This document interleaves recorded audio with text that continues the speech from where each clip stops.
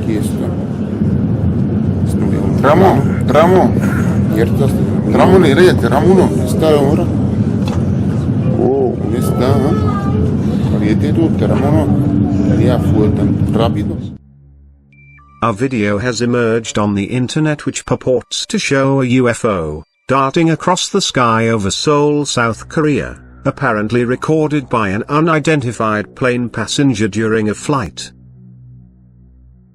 The video, which was posted on YouTube by Crazy Breaking News on April 7, 2012, who commented, "It looks a little bit strange and not really similar to the other videos.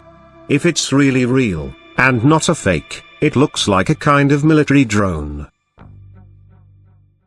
The white spherical object, which is filmed outside the window of a passenger plane, appears to be moving at a similar speed to the plane.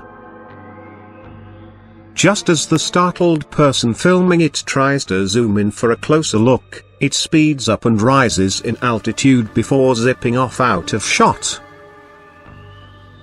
The clip has provoked mixed response online. Some people have openly declaring it a fake, with explanations ranging from a computer-generated image added to the film afterwards, a water droplet on the plane window, or a white plastic bag caught by the wind.